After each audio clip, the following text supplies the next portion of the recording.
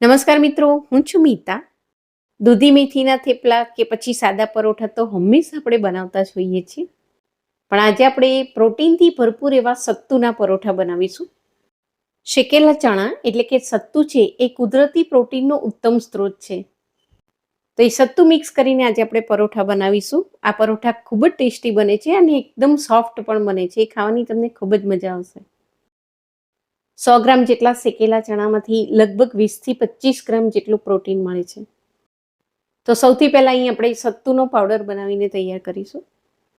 તો એના માટે અહીં મેં 1 કપ અરાઉન્ડ 200 ગ્રામ જેટલા શેકેલા મોળા ચણા લીધા છે. ચણાના ફોતરામાં ખૂબ જ ફાઇબર્સ હોય છે, પણ અહીં આજે આપણે પરાઠા બનાવવાના છે. તો એના માટે અહીં આપણે એકદમ પીળા કલરનો ને ફાઇન પાવડર બનાવવાનો છે, એટલે આ રીતે આપણે બધા જ ફોતરા પહેલાં રિમૂવ કરી દઈશું. હવે આ ચણાને આપણે એક મિક્સર જારમાં લઈ લઈએ. અહીં આપણે મિક્સરની સૌથી નાની જાર લઈશું, એમાં પાવડર ખૂબ જ સરસ બનશે. હવે આમાંથી આપણે એકદમ ફાઇન પાવડર બનાવીને તૈયાર કરીશું. અહીં આપણે પરોઠા બનાવવાના છે, એટલે અહીં મેં તેને એકદમ ફાઇન ક્રશ કરી લીધું છે. તો અહીં આપણો સત્તુનો પાવડર બનીને હવે તૈયાર થઈ ગયો છે. આ પાવડરને એરટાઇટ ડબ્બામાં ભરીને તમે લાંબા સમય માટે સ્ટોર પણ કરી શકો છો. લોટ બાંધવા માટે અહીં મેં 2 કપ જેટલો ઘઉંનો ઝીણો લોટ લીધો છે અને 1 કપ જેટલો આપણે સત્તુનો પાવડર મિક્સ કરીશું. હવે આમાં આપણે સ્વાદ પ્રમાણે મીઠું મિક્સ કરી દઈશું. હું અહીં 1.5 ચમચી જેટલું મીઠું લઉં છું, સાથે અડધી ચમચી જેટલી હળદર અને 1 ચમચી જેટલું લાલ મરચું મિક્સ કરી દઈશું. 2 પિંચ હિંગ, 1 ચમચી આદુ મરચાંની પેસ્ટ, અડધી ચમચી જેટલો જીરાનો પાવડર અને 2 ચમચી જેટલા આપણે તલ મિક્સ કરી દઈશું.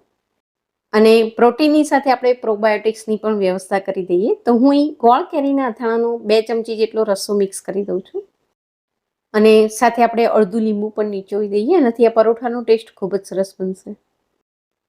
હવે લોટમાં મોયણ માટે આપણે 3 ટેબલ સ્પૂન જેટલું તેલ મિક્સ કરી દઈશું અને આમાં આપણે કોથમીર થોડી વધારે મિક્સ કરીશું. હું અહીં અડધો કપ જેટલી બારીક સમારેલી કોથમીર મિક્સ કરી દઉં છું. હવે પહેલાં અહીં લોટમાં આપણે તેલ અને મસાલાને બરોબર મિક્સ કરી દઈશું અને પછી આપણે તેનો લોટ બાંધીશું.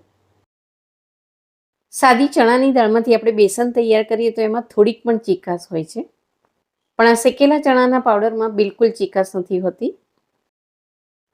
હવે જરૂરિયાત મુજબનું પાણી મિક્સ કરીને અહીં આપણે થેપલા કે પરોઠા માટે જે લોટ બાંધતા હોઈએ છીએ તેવો જ લોટ બાંધીને તૈયાર કરી લઈશું. અહીં મેં બહુ કઠણ પણ નહીં અને એકદમ ઢીલો પણ નહીં, એવો મીડિયમ સોફ્ટ લોટ બાંધીને તૈયાર કરી લીધું છે. આ 3 કપ જેટલો લોટ બાંધવા માટે અહીં મેં 1 કપ જેટલું પાણી લીધું હતું, એમાંથી લગભગ 1/4 કપ જેટલું પાણી અહીં બચ્યું છે. હવે એ લોટને ઢાંકીને આપણે 15 મિનિટ માટે સેટ થવા દઈશું. લોટ બાંધીને તરત બનાવો, એની બદલે 10-15 મિનિટનો રેસ્ટ આપીને પછી તમે પરોઠા બનાવશો તો એનાથી પરોઠા એકદમ સોફ્ટ બને છે. હવે 1 ચમચી જેટલું તેલ લઈને પહેલાં લોટને આપણે ચીકણો કરી લઈશું. લોટમાંથી અહીં મેં ગુલ્લા બનાવી લીધા છે. તો 3 કપ લોટમાંથી લગભગ 15 નંગ જેટલા મીડિયમ સાઇઝના પરોઠા બનીને તૈયાર થશે. હવે આમાંથી હું મીડિયમ સાઇઝનો પરોઠો વણીને તૈયાર કરી લઉં છું. શેકેલા ચણામાંથી આપણને જે પ્રોટીન પ્રાપ્ત થાય છે એ પ્લાન્ટ બેઝ નેચરલ પ્રોટીન છે. બજારમાં જે તૈયાર પ્રોટીનના પાવડર મળે છે એના કરતાં આ કુદરતી પ્રોટીન આપણું શરીર વધારે સારી રીતે પચાવે છે. બજારમાંથી તૈયાર લાયેલું ડબ્બા પેક પ્રોટીન જો ના પચે તો એ તમારી ગટ હેલ્થને પણ નુકસાન કરે છે. 100 ગ્રામ જેટલા સત્તુના પાવડરમાંથી તમને લગભગ 20 થી 25 ગ્રામ જેટલું પ્રોટીન મળે છે. તો આ નેચરલ પ્રોટીન પાવડરમાંથી તમે ઘણી બધી અલગ અલગ રેસીપી પણ બનાવી શકો છો. સત્તુની બીજી ઘણી બધી રેસીપીના વિડીયો પણ મેં ચેનલ પર બનાવીને મૂકેલા છે, તો એની લિંક પણ હું તમને નીચે ડિસ્ક્રિપ્શન બોક્સમાં આપી દઉં છું.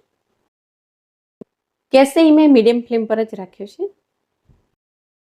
પરોઠાની બંને બાજુ આપણે અડધી ચમચી જેટલું તેલ અથવા તો પછી ઘી એપ્લાય કરીને એને આ રીતે બંને બાજુથી સરસ રીતે શેકી લઈશું. કાર્બ્સની કમ્પેરમાં પ્રોટીન છે પચવામાં થોડું વધારે ભારે હોય છે. અહીં આપણે 2 કપ જેટલો ઘઉંનો લોટ લીધો છે ને એમાં આપણે 1 કપ જેટલો સત્તુનો પાવડર મિક્સ કર્યો છે. ડાયજેશન પાવર સારો હોય તો અહીં તમે સત્તુનો પાવડર થોડો વધારે પણ મિક્સ કરી શકો છો.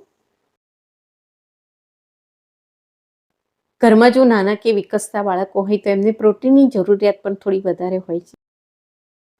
તો સત્તુના પાવડરમાંથી ઘણી બધી રેસીપી તમે ટ્રાય કરી શકો છો, ઇવન સ્વીટ પણ બનાવી શકો છો. તો જરૂરથી એકવાર ટ્રાય કરજો. આશા રાખું છું કે આજની આ રેસીપી તમને ચોક્કસ યુઝફુલ થશે. વિડીયો જોવા માટે તમારો ખૂબ ખૂબ આભાર. Thank you.